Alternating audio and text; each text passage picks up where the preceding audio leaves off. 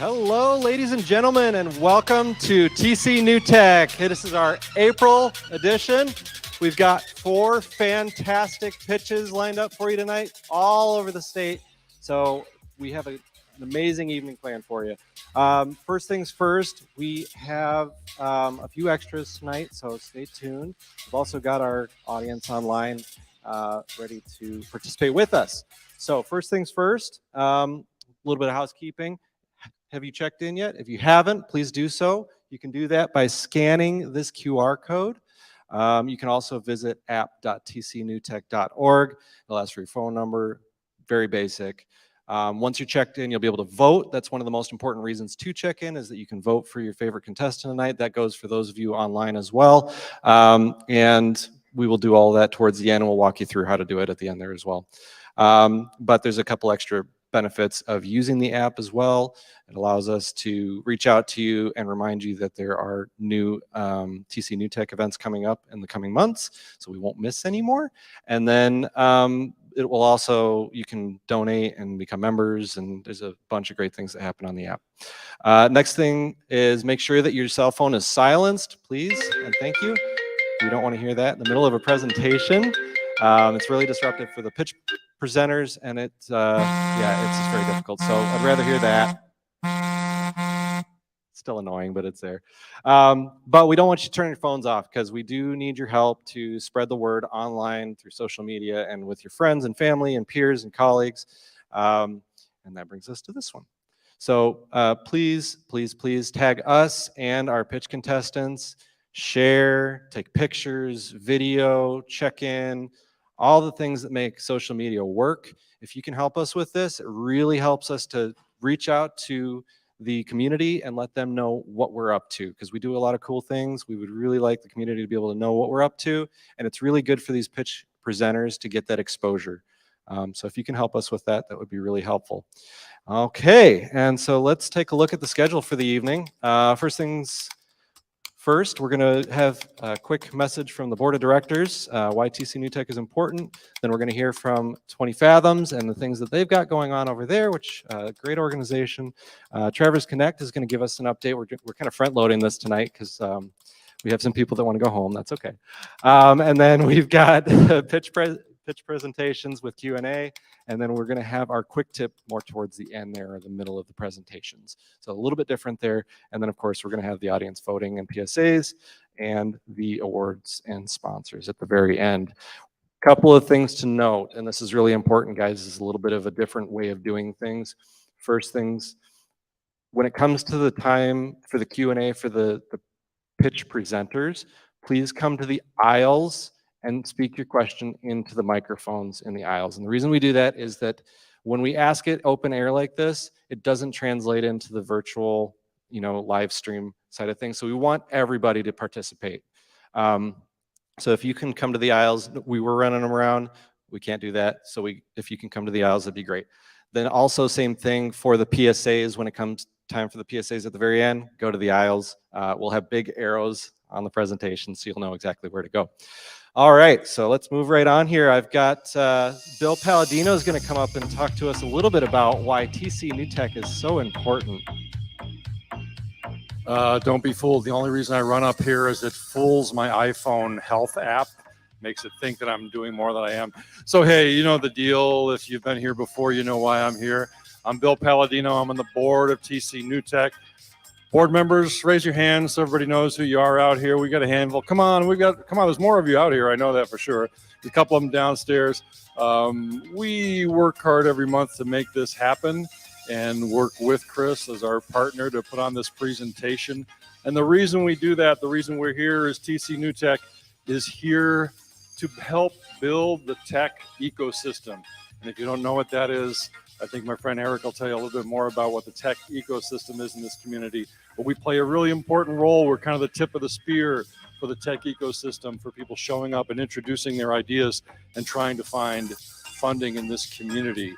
So speaking of funding, the other reason I'm always up here is that we can't do this for free, although we do a pretty good job at doing it for free.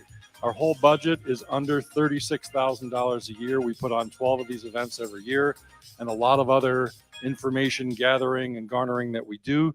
And what we'd like you to do is dig in your pockets as best you can. You can even use your app to do so. And you can scan that. It'll go to our app, and it'll allow you to donate some money to our little fine organization that helps us do the work that we do every month. If you have a business, an organization, and you'd like to help sponsor this, you can sponsor our $500 reward that we do every month, or you can just be a sponsor for the program. We really need people to do that. If you don't have that, maybe you know a business that would be interested in putting their eyes in front of a lot of technology folks. That's it. I'll keep it real quick, but I did want to say something came to mind the other day that I really think is important for us to understand is we had a bank failure out in California about 3 weeks ago. You all know about that, right? Silicon Valley Bank. And it got me thinking a lot about Traverse City. It got me thinking a lot about this idea that we tend to put people on a pedestal. We tend to put organizations and even communities like Silicon Valley on a pedestal, and man, even they can come crashing down. There are no gods of Silicon Valley, at least not anymore. But what that made me think about is the community we have here. And what makes us special is we have great ideas. We also have an amazing access to a lot of resources, from our Small Business Development Center to 20 Fathoms, to all the banks, to SCORE, to all these organizations that are here to support you. And unlike big banks, they won't run away. They're here. And we even have a lot of small banks that have begun to take larger and larger risks. 15 years ago, when I was running the Small Business Development Centers, the banks here were really risk averse when it came to technology businesses. Today, that's changing. So I urge you, if you've got a business, stay in town. If you need funding, talk to us. We can help you find a way to do that. We've got people in this room to do that, and that's why we're here. Thank you. Thanks for being here. Let's hear it for Chris, who's actually hosting this for the first time. Thanks, Chris.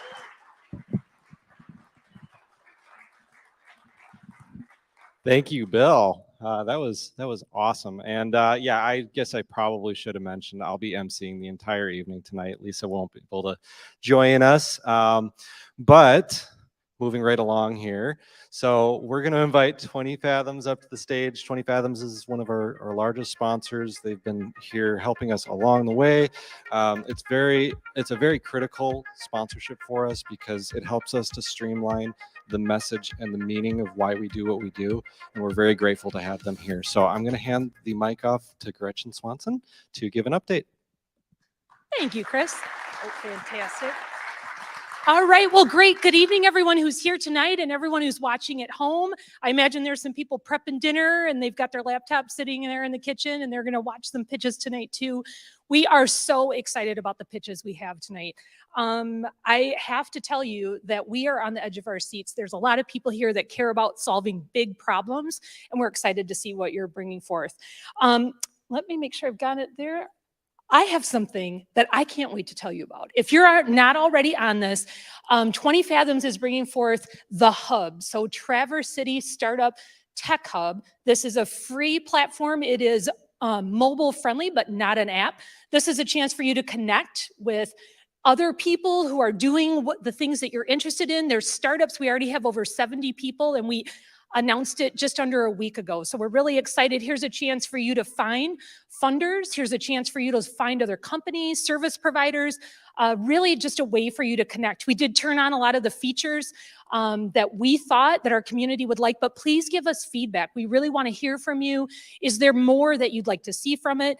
This is really something we were really inspired. We saw that some other communities like Tallahassee, they have a program down there, Launch Tally, where it's the aerospace area, and they were really finding that it was confusing. They had to look on all these different websites for all these events. You will use the events feature, I guarantee you. And for those in our community that are familiar with those venture cafes, like out in Boston or St. Louis, it's similar to that. So you go out there, you can post your event, your wins, your news, and all you have to do is set up a profile. So I really encourage you to do that. If you have any questions, please contact any of our team members or myself over at 20 Fathoms. Really exciting. Lunch and Learns. Speaking of capital, I think Bill just mentioned it. Access to capital. This will be a great lunch and learn. This is actually going to be over at our friends and sponsors, West Shore Bank, over at their beautiful space over there on the river. These lunch and learns are free. In particular, you're going to hear an assortment of financing options. Maybe it'll help you build your capital stack. Maybe you're going to hear about things that you didn't even know existed. So Wednesday, April 12th. Also, then our friends over at Honor Bank, a great sponsor and supporter of 20 Fathoms, they want to make sure you and your small business are protected. So they, along with law enforcement, have a great presentation to make sure you are protected. So I really encourage, if not for you, share that with other small business owners that you know. That will be great content. And then social events. Hey, Chuck, that guy looks familiar.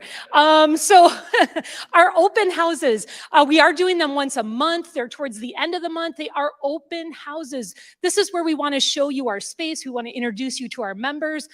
We have just been really overjoyed by the response that we have. So we did rebrand it as Open House because we want you to feel welcome in our space. So please think about coming. All we ask is that you register so we make sure we have enough cheese and crackers. And so that's all we ask from you for that. Women in Tech, this is an event that I get to host once a month. Right now we're doing them over at Earth and Ales, a great partner. I have to tell you, it is so inspiring to meet the young women who are either thinking about or coming into technology as a career, and the mentorship that happens around that table, the numbers that get exchanged, the people that say, come over and talk with me later and maybe we could do a job shadow, the introduction. So please, if that's something that you think you might be interested in, you know someone who's contemplating a career in tech, it's a great opportunity. We also have a Slack channel where we connect the women that meet on those nights. And I'm really happy to tell you that there have been some really impactful moments. So please be part of it. It's very welcoming. And if you're out running errands or it's the end of the day, it's the kind of thing you can just swing into and stop by. But I will tell you, it's quite compelling. A lot of people stick around for the full 2 hours. So watch out, because a couple of us have coffee about 3 o'clock before we head over. So it gets quite, but I've learned a lot myself, and I would just really encourage you to encourage other women to attend. Last but not least, and I promised Chris I'd be fast, okay. Startup Week. You all know Bradley and the whole team with the Northern Michigan Startup Week Committee has worked so incredibly hard to bring great content. Obviously, there's a whole week of great events. I will say Wednesday will be particularly fun. So make sure that you are out at Bonobo. Make sure to get your tickets. Tonight is the last chance to book your booth. So if you are interested in a booth space there, it is limited in terms of space. So we really encourage you to fill out the request form for that. It's $200. It includes 2 tickets, and it gives you prime real estate as folks are coming into the event. If you attended last year, you know this is a chance for us to celebrate and elevate all the great things that are happening in our community. We really encourage you to come. Take a look. There are tickets available. It's also a great way to say thank you to your employees by maybe buying some tickets and encouraging them to come. So we'd love to see you there. And that we're really excited. Great event sponsors, Michigan Economic Development Corporation and Bonobo, who are helping sponsor the event as well. Good friends of the program as well. So we'd love to see you there. How'd I do? All right. Thank you. Thank you, Gretchen. I can give you that back. Excellent, excellent. And yeah, I mean, there's some wonderful things going on at 20 Fathoms. And so next up, we actually have another one of our ecosystem partners going to come up and give us our next update. Camille is going to come speak on behalf of Traverse Connect. Thank you, Chris. All right. Bill and Gretchen with the energy. By 6 o'clock, I'm so tired. All right, I'll be quick. So I want to tell you all about an event that Traverse Connect is hosting next week on Tuesday, April 11th at the airport. We are opening a open house event for Northern Michigan Startup Week. So it's a preview and open house event. There'll be discounted tickets. It'll be a networking opportunity for startups and entrepreneurs, much like tonight. And we will also be, there'll be a really great opportunity to come to this event because there's a chance to win a $500 Sun Country Airlines voucher. So bring your business cards and enter that draw. And we'll also be announcing a new grant that we're going to be launching next week in partnership with the MEDC and their Office of Future Mobility and Electrification. And that's a grant around the blue economy space within Northern Michigan. So come for that. That will be an info session after the event from 10:30 to 11:30 at the airport in their upstairs lounge. And if you'd like to attend the event, you can scan the QR code or you can go to traverseconnect.com/events. And I hope to see some of you there. Thanks so much. Thank you, Camille. Lots of exciting things going on in town, so nobody has any excuses about not having something to do tonight. So I know why you're all here. You're here to see some pitches. So let's get into some pitches. We're going to start out with Peninsula Produce Company. They're all the way from Marquette, from the Marquette Innovation Group. And we've got Tyler and Ricky. Thank you, everyone. I'll get right into it. My name's Tyler Watson. And I'm Ricky Richens, and we are the founders of Peninsula Produce Company, a company we're extremely passionate about and one we believe will be the first commercial hydroponic facility in the UP. So there are various issues we face regarding our food security living in such a rural region. And being in this remote location, our food travels over 1,500 miles before it reaches our plate. And living in Marquette, that's even farther. So this creates various health issues regarding the food and accessibility. So 8 out of the 10 most food insecure counties are all located within rural northern Michigan, with over 1 in 10 adults being food insecure. And the Michigan Public Health Institute has even listed Marquette and various other rural northern Michigan towns as high need, low service cities, with many being regarded as food deserts. And even aside from the issues surrounding food import to the region, the Upper Peninsula is a very difficult place to grow food. We have to import about 93% of the food that we consume up there. This is a result of 83% of our land being forested and unsuitable for agriculture. And even the land that is suitable for agriculture, we have an extremely short growing season of only about 4 to 5 months, which makes it very hard to meet the needs of the region. And this creates a massive vulnerability, especially given the supply chain issues we've been seeing the last few years. And while these have been very centric on Marquette and the Upper Peninsula, these are issues that plague all of northern Michigan. So the question becomes, how do we address these issues? And the clear solution is hydroponics and controlled environment agriculture. In comparison to traditional farming, hydroponics uses 95% less water, and it can use up to 0.3% of the land needed. You also have year-round production of a product that's more robust and viable with increased nutrition and increased yields. Not to mention, this is a local product, so you're cutting down on transportation costs and emissions. We found out recently when the USDA did a study finding that over 40% of produce is thrown away within the first week of transportation due to damage and spoilage. This results in over 43 billion pounds of food being thrown away every single year. So Peninsula Produce would be able to pass on those savings to our customers and the environment with creating a product that is better than organic and even more sustainable. When it comes to that customer base, we're fortunate everyone has to eat food, so it's a huge number of people. We're looking to sell directly to individuals and restaurants through recurrent deliveries of produce, as well as wholesale distributors and institutions such as grocery stores and schools.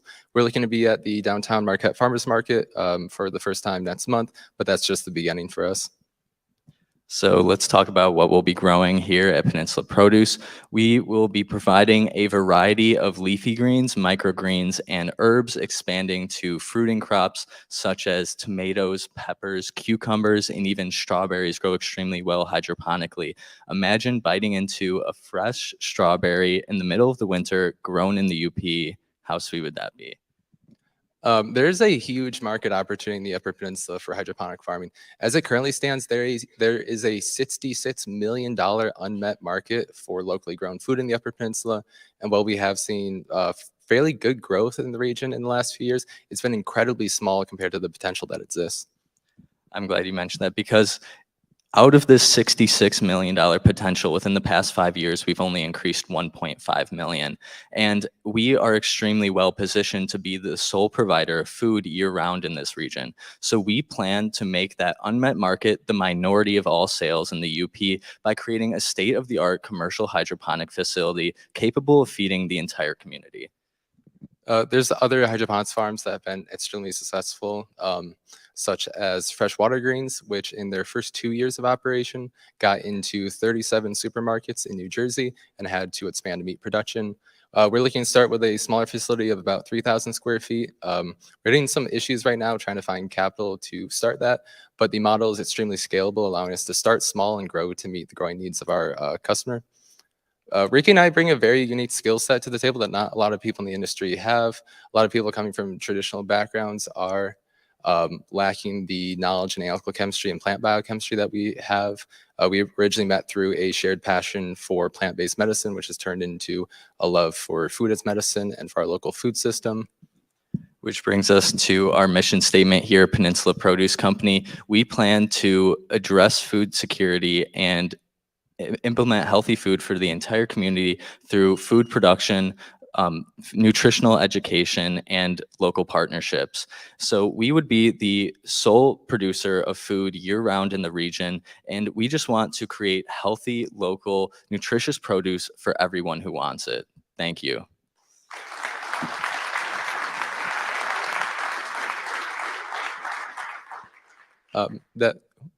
Just this real quick.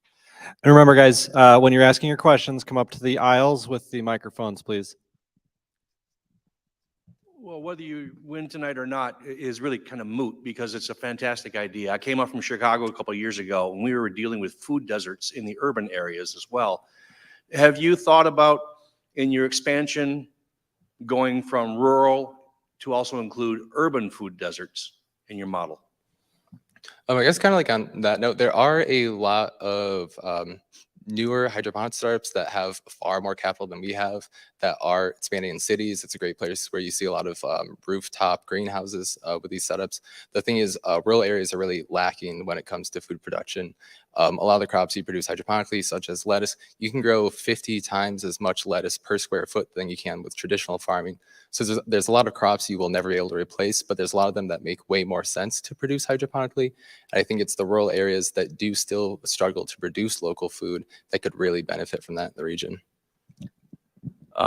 Yeah, that's definitely a long ways away, but to answer your question, I definitely think we'd love to expand everywhere we possibly can. It isn't really a rural versus urban type of problem. Everyone has to deal with this no matter where you are. It's insane how much of the US is designated as a food desert. It truly is a real problem. Come on, guys. Come on, y'all. So you talked about how much more efficient you can be by growing hydroponically indoors. What about cost? How do you compare, what's your production cost and how do you compare for a wholesale price to a farm? We've been working on those financial models. It's been a little difficult trying to sort out where we could do it because it's changing the systems we could possibly use. The water usage is much, much lower than a traditional farm. The system we've been planning to start out would be using only a few hundred gallons of water in a single month. It's super low cost.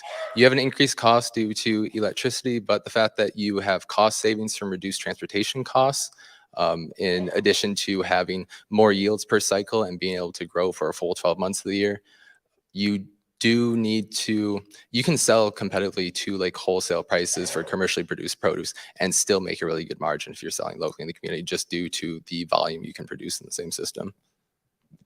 Yeah, that's a great question. These startup costs are always much more than traditional farming, but you make up for that in various different ways because it is much more, you produce such a greater amount in such smaller space. You also don't use any pesticides. You also have a local product, cutting down transportation costs, which for many companies, that could be up to 0.5% or 50% of all the money that you're putting into.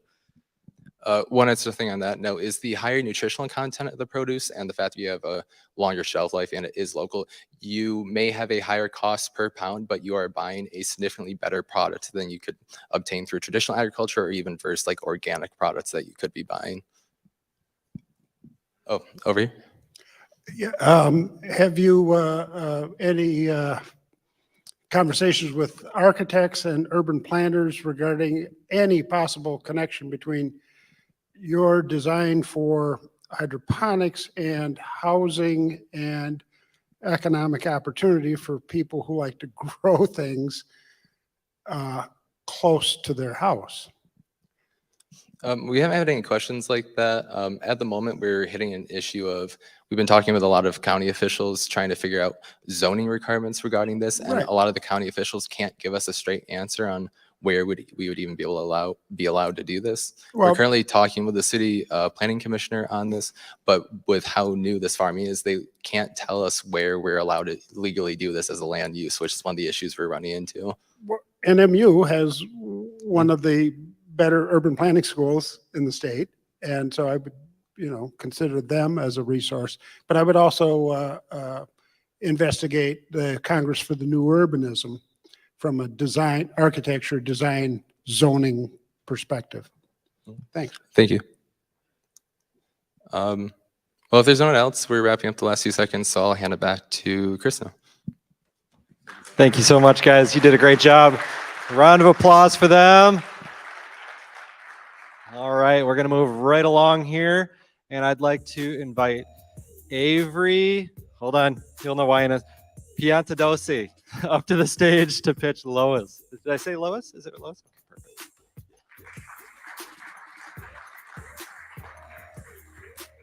Hello, thank you.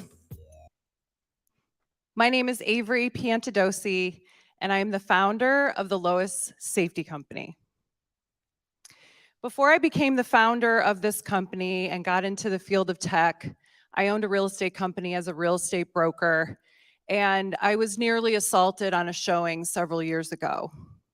Luckily, I was able to escape that situation physically unharmed, but I realized when I left that nobody knew where I was, who I was supposed to be meeting, or when I was due home. The global security market is a multi-billion-dollar market, which clearly illustrates a need for safety products. There's also a sub-market where companies like Arlo, Vivint, Ring, and others are making billions of dollars on connected security devices for the home and the workplace. But all of these have a glaring failure, which is none of them fully protect your biggest asset, which is you. That is why we created Lois. We are a fully customizable safety app that's on the go, 24/7, in your pocket, when you leave the safety of your home or workplace. This is how Lois works. You set an event in your calendar. It contacts you via text or phone. You don't respond because something's wrong. We automatically send your information, which includes your geolocation, to the police or a loved one. There are 4 major differentiators with Lois, as there are other safety apps on the market. The biggest one is we directly connect to 911. Now, how is that different from just calling 911? If you call 911 from your cell phone, they're not going to know automatically where you are. So if you're unable to speak, incapacitated, drugged, or something else, and you can't make that call or you don't know where you are, we will direct connect all that information to the police. We also have the automated check-in system, which is a patented feature. We also have a panic button in case you do not have a check-in that's preset. You can hit the panic button. It'll do the same thing. You don't have to have a conversation with the police. It connects you directly and your information. And we also have a really convenient calendar integration to make the app easy to use. The Lois app is our first product. It's already on the market. It's ready to go, integrate, and white label. We've also had considerable traction in the past couple of years. We did get our first utility patent awarded last month. We have our first customer in the social work segment, and we also have ongoing negotiations and are under NDA with several Fortune 500 safety companies.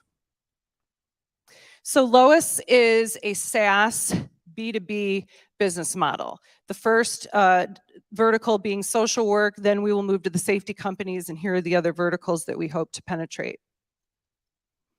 So SaaS model businesses can, because of the reoccurring revenue, they can compound quite quickly. We're at about 34 million year 3 with a very modest customer base of about 173,000 users. For anyone who understands SaaS and how those companies work, this is extremely conservative, so these numbers could be much more staggering. We have a great team that we've put together, a founding team, as well as the team that's going to be managing the company, which includes serial angel investors, as well as someone who's also had a SaaS exit.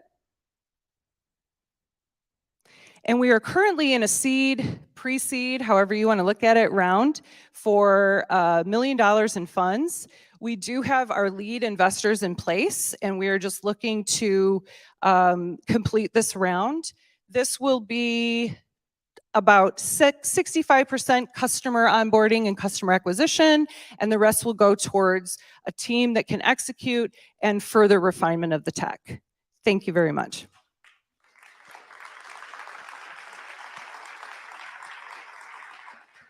Any questions? Okay, bye.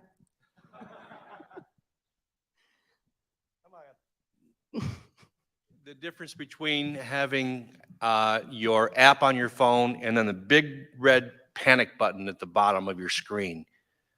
Tell me why I don't just want a big red panic button and call it a day. Do you mean the difference between setting a check-in? Yeah, going through the whole protocol versus just hitting the big red button and say send help now. So the check-in is proactive. So let's say you're going on a first date and you meet somebody and they drug you. You're now incapacitated. You can't hit the red button, can't call the police, you're passed out. That's where the check-in comes in. Anyone else? Okay. Can you describe how the software integrations with the technology partners or clients might work with, say, one of the dating apps or one of the other software companies that you would work with? So we've talked about integrating with dating apps would be an obvious one where there's a add-on as you schedule an app with or schedule a date with somebody, you can connect it to your Lois app. Also a good example would be Uber. Uber has sort of a follow my ride feature, but there's nothing that directly connects you to the police. So we could do an integration where you could make that Uber ride, if you didn't get out of the Uber ride and check out of it, they would know something's wrong. We've also talked about integrations with wearables and other safety companies that have nothing to do with the app, such as alarm monitoring companies. We've talked about helping them automate their call centers, which are very redundant when it comes to talking to the police, and also that's the majority of their costs. So we have the ability to cut their cost with technology without even involving the safety app. No, go ahead. I'm quite curious about this. A lot of this on the back end here looks like there's a lot of work going on behind the scenes. What are the barriers to entry for competitors that will keep your initial subscribers subscribed to you rather than jumping over to your competitor?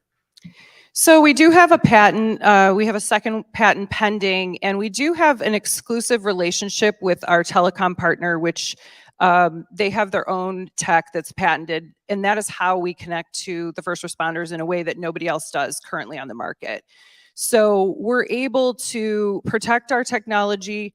We've been reiterating, well, there's been several iterations of this app over this past several years. So we feel that we've refined it to a point that makes it very user-friendly. We've done a lot of market research. We've done a lot of beta tests. We have users currently. So we feel like we are ahead of the curve. I hope that answers. Where are you based and what sort of revenue do you have? You have current customers? Current customers, we're at about $100,000 in revenue from the first customer. There's another 17 social work agencies that will hopefully jump on board that are in their network. And so it would be right around that amount, the same amount per year. And what was your second question? So I'm based currently in Southeast Michigan, and then our tech team is on the Space Coast of Florida. So I've never personally felt like I needed an app like this. Mm-hmm. I mean, I don't know why. It's obvious because I'm a guy. So what's your breakdown like in terms of women versus men as a customer? So I think women would gravitate towards this more than men. Although when we were doing our research, we found that 35% of the assaults that were reported were men. Men tend to be physical assaults, women tend to be sexual assaults, but also men just don't talk about it as much. So we're presenting it to everybody. The social work agency that is our first customer, there's several men on that team who do use the app. They do go into pretty risky homes, people who have firearms, there's a lot of domestic violence. So it really is designed to protect everybody. Hi, so you haven't mentioned Parachute. Can you describe how you're planning to tackle the current market leader? Planning to what? I'm sorry. Tackle the current market leader, at least in the personal aspect. Parachute? Yes. I'm not familiar with Parachute. Okay, it's a personal safety app. Oh, okay. I think I researched them a while ago. They haven't been on the radar in a few years, so I can't speak to that question. I'm sorry, because I don't know what their technology is, but I will research that. I have another question. So with the direct connect to first responders, what kind of penalties do you have for false alerts? So if you abuse any system like your home security system or anything like that, eventually they could potentially charge you. But most, I'd say more than, I think the statistic is like 65 to 70% of 911 calls are false alerts. So we have a way to mitigate that. We kind of have a deal with first responders to help us with that. Thank you very much. Thank you, Avery. That was a fantastic presentation. And we're actually going to do some things with our quick tip. So I'd like to invite Shay. I'm not going to try it. But come on up, Shay. And she's going to talk to us about how you can connect when networking through Improv. Hi. It's Shay Pataja. And when Isma was here for the comedy show, I said, how do I actually say my name? Because I'm Finnish. And he goes, Isbedea. I go, yeah, that's going to be so much easier for everyone. So we're going to stick with Pataja. So I like to take social risks. I enjoy them. The same way that people love jumping out of planes, I like to see if I can land a social engagement, okay? And one way that I've done this is I got into improv, and I'm now doing stand-up comedy. But last August, I'm in Nashville, Tennessee. I had left Traverse City. I was gone for about 3 weeks, and it was time to come home. I wake up in the morning, and I have a raging migraine. I got a 12-hour drive. I say to myself, all right, this is not good, but I can at least make it to Louisville where my cousins are, and once I get there, I can rest for the night. My brother's family is sick, so I'm even more motivated to get back home. I pop my allergy meds, I get in the car, I hydrate. About an hour and a half into the trip, my eyes start to swell shut, I'm getting sleepy, and because I'm allergic to pain meds, I can take nothing. I have this little trick called a Frosty from Wendy's. It helps a lot if you have a headache, BTW. So I see an exit and it says, trucker stop, Wendy's. I'm in. I go in. Now, mind you, I had not done my hair, my makeup. I had pulled a dress out of the suitcase that was totally wrinkled. I walked in looking like, as one friend says, the bottom of a snake's ass and the bottom of a barrel, okay? That's how good I looked. I drug myself in, and as soon as I get in, a little boy goes, I'm a little taken back. He thinks that possibly I am his mom's friend, an acquaintance, someone he thinks he knows. I use the restroom, I come out, and mind you, that is not a day I'm feeling very social. I do not want to make friends. I get my Frosty, I get in line with the truckers, and we're all looking at our phones.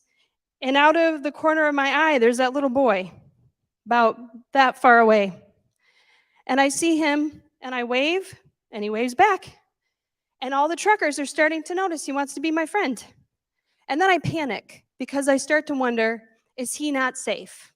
Those are things we think about now. So I look around, I look for the woman he was with, she sees me, I'm like, that's not that situation. Now, he's 5 feet from me. I look at him, I wave, he waves, he's very nervous.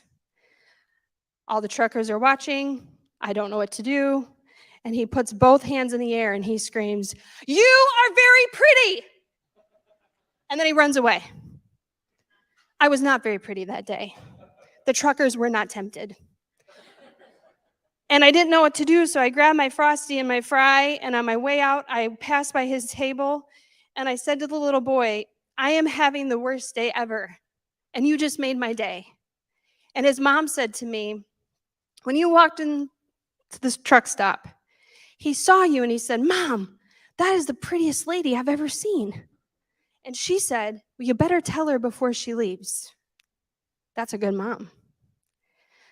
You know what that boy figured out before most adults? Is that in order to make a connection with people, you have to take a risk and go first. But if you're going to take a risk and go first, you have to accept a few things.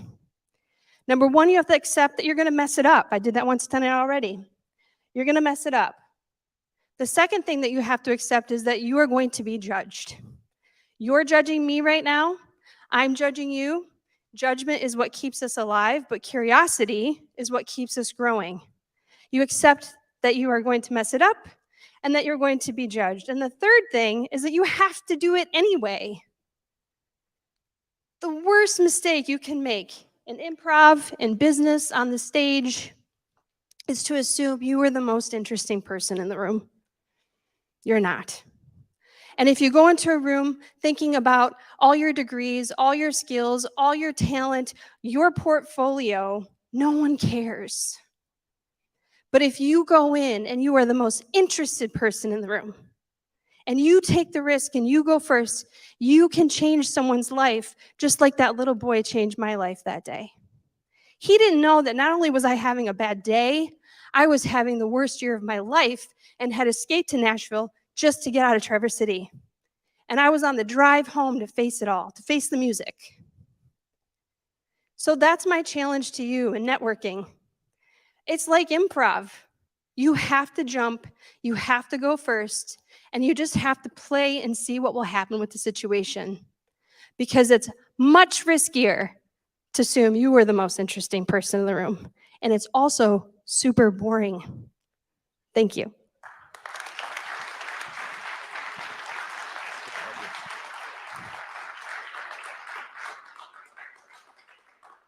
That's everything we just heard. So, all right. So let's get into some more pitches here because, again, we know why you're here. So let's bring Crystal Brown up from Great Lakes Biologics. Very exciting.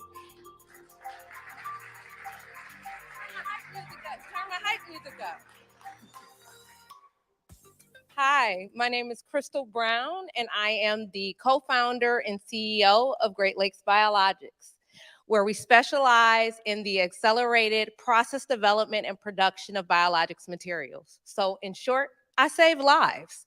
How do I do that? Well, I do that by, in a nutshell, being a raw materials, biologic materials supplier. Let's get into it. Oh, see right there, I help my customers save time, money, and lives. So I know you can tell by looking at our logo that looks just like what I expect a biotech company to look like, and not a baseball team, right? Well, we have to look different because we are different. I know every time you think of a biotech life science CEO, you look at someone and you think they look just like me. But typically that does not happen. Together, I'm changing industry norms with my co-founder, Nalini Motwani, where we are passionate about passing down the experience and skills and leadership in a changing industry. We have had significant traction in building our company and providing these raw materials to a lot of our different customers. We've had some success in some early funding. We are currently raising. We have some client letter of intents that will soon transfer over to executed contracts. And we are 3 out of 7 proof of concepts into our list of 7 targeted enzymes. This market is incredibly exciting, especially for the technology that we have. The specialized enzyme market today is around 20 billion. The protein expression market is at 16 billion, and the manufacturing is growing daily. We have our hands in all 3 pots, which means collectively we have a $50 billion market that we are primed and ready to enter. Our technology is very exciting, but what's more exciting than our nice little graphs and pictures here is that my process will accelerate all of my competitors by more than 40%.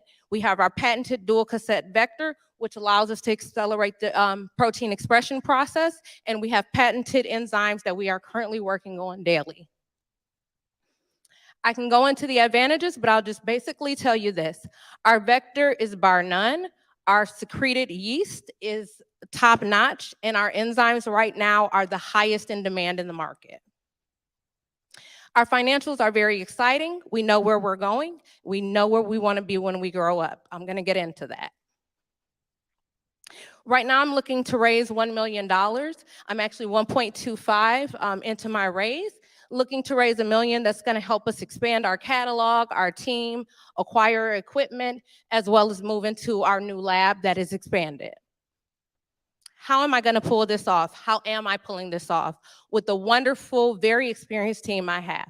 Collectively, we have over 125 experience in the private and public biotech sectors. We have had more than 18 successful exits or mergers between our entire team. So who do I want to be when I grow up? Let's get into that. From what I hear, Traverse City has manufacturing down packed. We want to do that in Detroit, not for automotive, but for biotech. Eventually, I want to be a biomanufacturer, but I have to get there. I'll get there by producing the most in-demand enzymes, being the premier R&D grade supplier, expanding our services platform, improving the process, creating IP while we're improving that process, and then having a biomanufacturing facility where we can become the premier CDMO in the Midwest. That's my short story. I'll take your questions.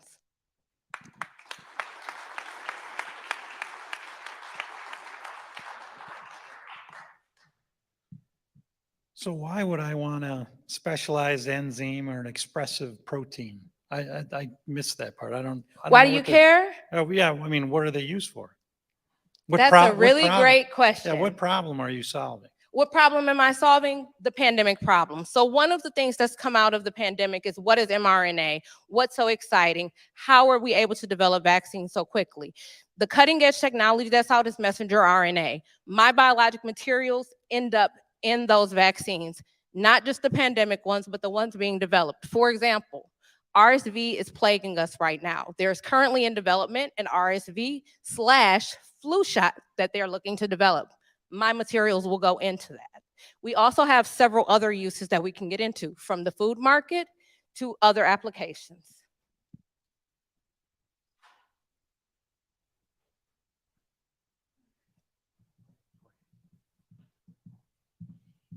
Yeah, I'm curious, how have you funded your startup so far? That is such a fun question. Well, I got to bootstrap it for a minute, and that's always great, but I really wanted to make sure that we solidified ourselves, and I built it, and then I could invite everyone to come. So we bootstrapped the first couple hundred, and then I did get a lead investor, and that we're really excited to work with. Not to mention that lead investor has brought us our first 3 clients that we are converting over to contracts. Is there a potential for the early years to develop relationships with other major players in your marketplace that would be market partners for you when 2026, when you get to your own manufacturing facility, that you're not doing it alone? Perhaps you're doing it with a major market partner. We are already working with major manufacturers so that we can become the premier supplier. Such a great question. One of the reasons we're able to beat our competitors is because right now nobody is offering a bulk specialized pricing model. Originally, I come from the automotive industry. I spent about 15 years in automotive before I did a really big pivot into biotech. That experience allowed me to look at the biotech manufacturing market in a totally different lens. I wanted to know who was supplying the suppliers. And if I could find that out, then I can become the premier supplier. Our certifications don't hurt us either. It lets us cut the line and get those big contracts. So we are working right now on some contracts with some big players. So along those lines, who are your major competitors, and what do they look like? What Sure. are you up against? Sure. So New England Bio, Aldebaran, Thermo Scientific, these are the big guys. We're not trying to compete and become one of them. We are trying to become their supplier. They're also our competitor, but we can build our enzymes and we can offer it in a way that it becomes more cost effective. That is not an area that they can realize economies of scale. It's not an area where they can have a big return on investment. So although they're building enzymes, they are very actively looking for suppliers, especially as the market continues to grow.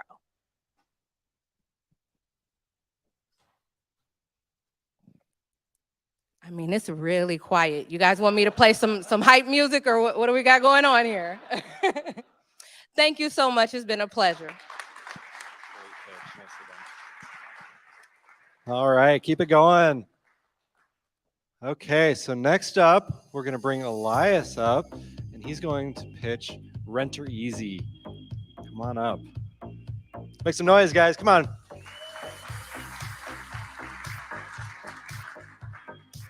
Hey all, my name's Ilias Yanakopoulos. Can I get a quick show of hands who here is involved with real estate or ever thought to themselves, I want to be a real estate investor in the future? I would assume more hands, I'd hope, but it's okay. We're here for you because there's a 95% failure rate for new and small scale real estate investors. That's scary and that's a problem, especially since they make up for 14.1 million individual investors in the US that own a collective of 32.5 million units. Now, why Renter Easy? How will Renter Easy curb that 95% failure rate? Well, as we know, these investors tend to have a lack in knowledge in financials, previous experience, and just the real estate industry as a whole. There's just a lot to learn. Now, with our owner solutions, we provide financial tracking, cash flow analysis, education, rent collection within the app, a messaging portal, work order management, and many more. As a byproduct, we offer tenant solutions that will make the renting experience very easy and convenient, where you could do rent payments inside and maintenance requesting and communicating with your landlord within the app. Now, the competitive landscape. How are we different? There are some property management software companies out there. Why us? Well, we focus on the educational aspect and the effective tools for our small scale real estate investors. As a small scale real estate investor, we found that there is no tool out there that supports just small scale real estate investors. They have a broad portfolio that helps Airbnb owners, rental storage, and many others.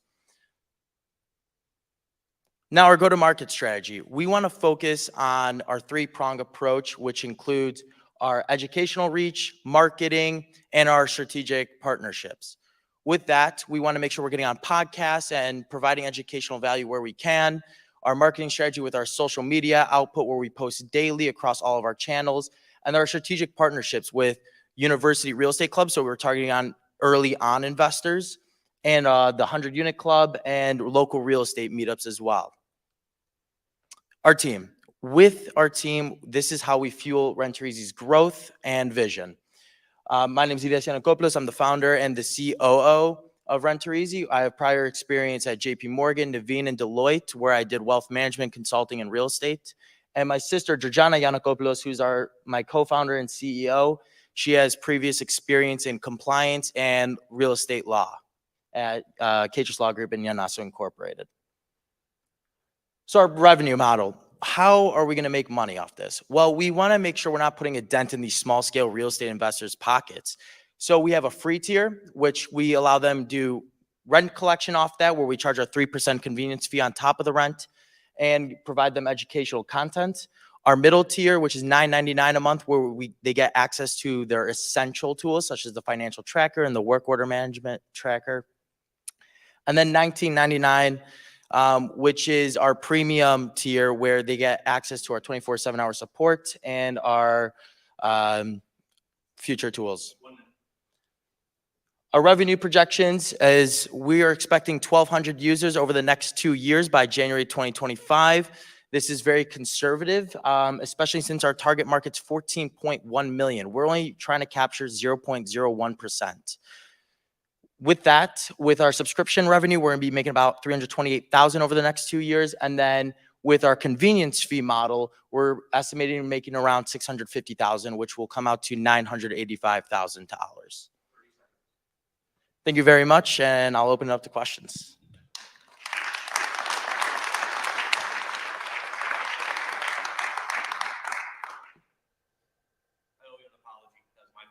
No, you're good.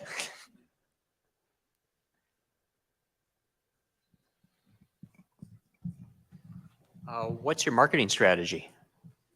Yeah, so with that strategic partnerships with the 100-unit club, our sponsoring of the local real estate meetups and the real estate clubs, such as at Grand Valley, Purdue, and DePaul. That's where we're starting at right now. And then with our social media, we're just providing as much free educational content we can to these small scale real estate investors, which, that funnels in our leads. And then that's how we're going to capture them. Yep. So do only your premium customers get technical support, or are they the only ones that just get 24/7 support? They get 24/7 live support for the premium tier. All the rest, they just have simple email support. Okay. Yep.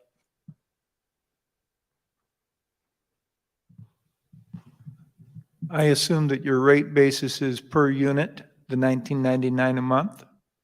I can't pay $19.99 a month and cover 100 units with that, right? Yeah, so for Renter Easy, we're geared to small scale real estate investors. So that's 1 to 4 units. Once you go over the 4 unit threshold, we're going to be charging $4.99 per additional unit. Well, thank you.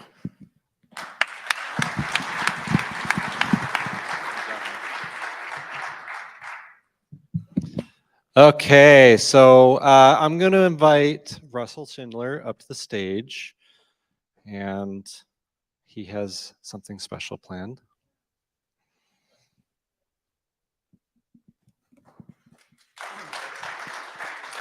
Thank you. Some of you may not know this, but Tim Nash passed away last weekend. Tim was a good friend of mine, and he was involved in TCNT APP. That's actually how I met him. He's actually pitched 4 different times. Apparently you didn't know. Yeah. And I know you're good friends with him too. He pitched 4 different times. He was an engineer, University of Michigan, Marine. I think he was a Marine. Am I correct? Yeah. Had several patents. He was one of the smartest guys I know. He was also a fun-loving guy, and never had a bad word to say about anybody, even if you tried to coax him into it. He just wouldn't say bad things about people, and always in a good mood. I mean, there's just a handful of people. When my phone would ring and I'd see somebody's name, if it was Tim Nash, I took the call, right? I'd leave the room and I'm like, I got to talk to this guy. He's one of my favorite people. So anyway, we put together a short little video here.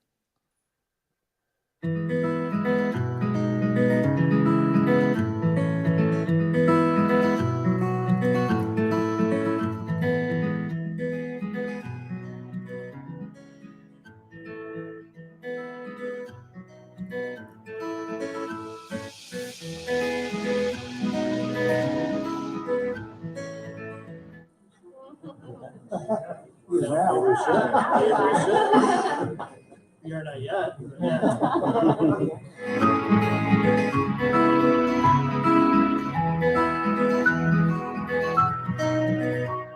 Tim Nash, how was that climb today on the tower?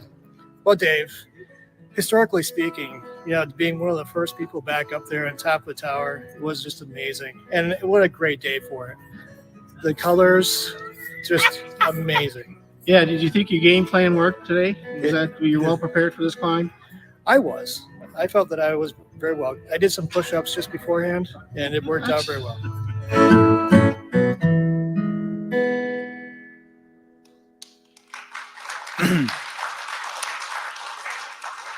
Anyway, his funeral is tomorrow, and it's at well, come and see me later. I can share the information with you. Thanks.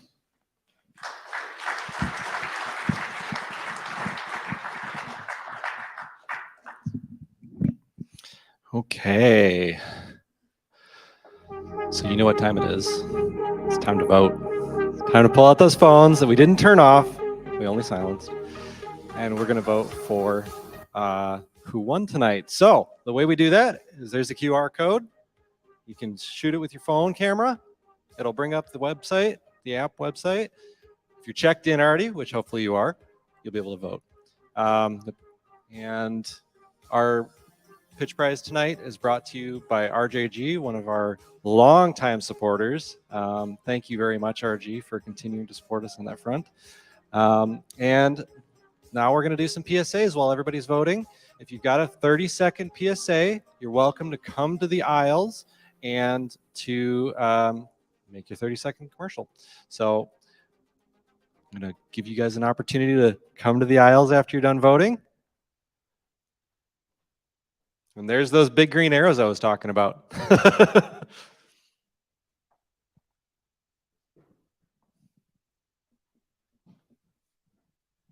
Hey, I'm Dr. Don Pichet from the Traverse City Curling Club, and I want to thank you for all your support as we've opened up our club. We're operating, and we would like to invite you out April 21st, 22nd, and 23rd.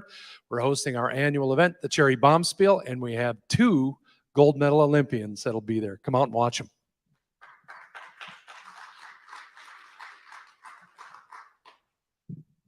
Hi, I'm Jay Meldrum. I'm here with the other Jay in the room, Jay Smith.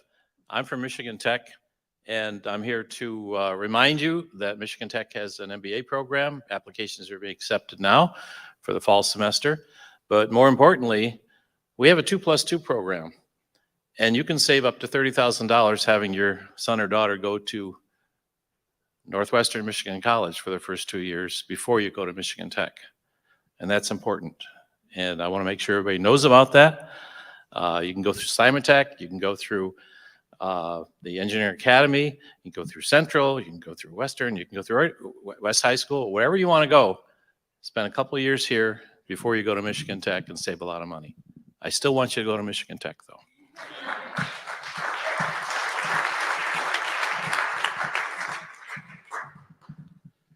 Hi, I'm Matt Bullock. I'm the president of a local company called TentCraft. We are a manufacturer that uses technology in basically everything that we do. We're about 85 people full-time, about 20 million in revenue. We have a plan to get to 50 million in revenue by 2030. And my longtime chief technology officer and friend, Tony Hyam, has accepted a position at a startup in Ohio that is extremely exciting. And I'm very happy for him, but it does leave a hole on our team.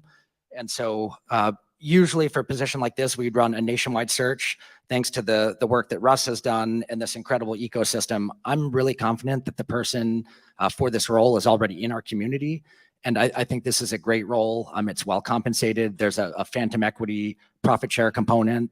And it's a member of our senior leadership team, as technology touches everything that the sales team does, the manufacturing team does, accounting, HR, et cetera. So I'm on the hunt for a technologist with some technical chops, Vue.js and Laravel expertise, Amazon Web Services, and custom Salesforce development are probably the key competencies right now. But I have some business cards. It is up on our website, which is tentcraft.com. I'm Matt Bullock, and then Tony is also here, and would love, if you know anyone, if you have a friend or brother or sister, ex-boyfriend or girlfriend, they're still on good terms with or not, but please send them our way. Thank you.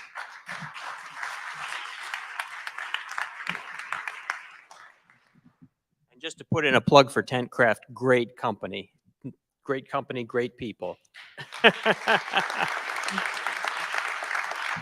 I'm Mike Grollo. At our last pitch event, after the last pitch event, we hosted the TCAP's community forum regarding the STEM and robotics labs that will be built here in the near future. And first of all, want to just give a report out to those who weren't able to stay. Great event. Thank you to Dr. John Van Wagner and to Heidi Skodak for great presentation. Really exciting to see the plans that are coming together. Got some great feedback that is being incorporated into the next round of designs. The other really exciting news was that the funding that from the 2018 bond issue that had been diverted from the STEM and robotics labs to athletic turf fields, it was over 2.2 million. Dr. Van Wagner announced at the last school board meeting that he's going to be bringing a proposal to this upcoming board meeting in a week to restore that funding fully to the STEM and robotics labs. So very excited, and more importantly, through this whole process, we've really reestablished communication path between the STEM community here and TCAPS, both the board and the administration. And I wanted to thank everyone who participated in the community forum that played a huge role in helping to facilitate that. So thank you.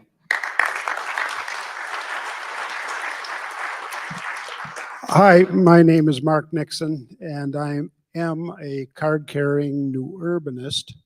And anybody that's interested in new urbanism can talk to me in the lobby or visit the website cnu.org.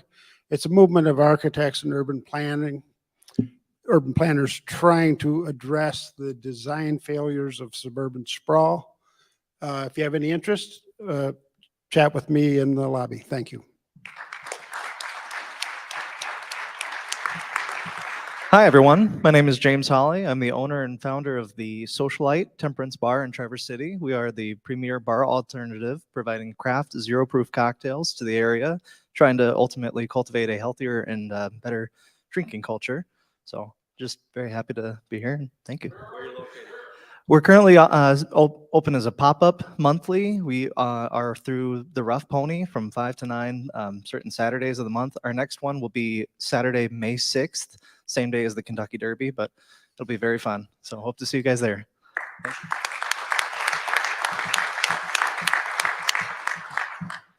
One last one. Jennifer Zunko, co-owner of the Discovery Cruises. Yeah! That's not why I'm here. That's a new announcement from yesterday. But I just want to remind everybody about Northern Michigan Startup Week happening May 5th through the 11th. And we're looking for volunteers and mentors. Contact myself or Bradley Matson over there against the wall. Also Gretchen is another good contact. But you can find us on social media and on our website. And msw.co. Thank you. Well, thank you, Jennifer. Congratulations on your new business. That's very, very exciting. I did a big hooray when I saw that. Okay, so all the votes are in. Are we ready? Everybody ready? Yeah? Let's make some noise. Yeah. Okay, so first things, we're going to calculate the votes.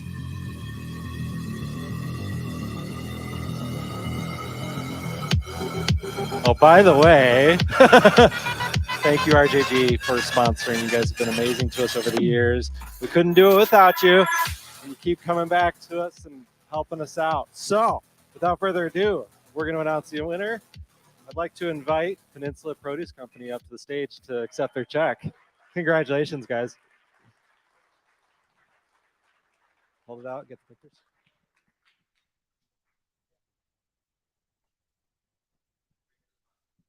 Wait for the sponsor. He's coming. Come on up, Mike.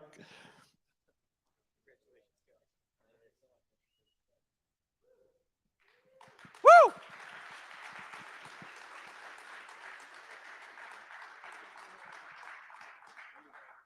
Get as many pictures as you want. That's free. Come on down to the front. All right, and so with that, special thank you to 20 Fathoms and RJG. 20 Fathoms is our gold sponsor, definitely our largest sponsor to date.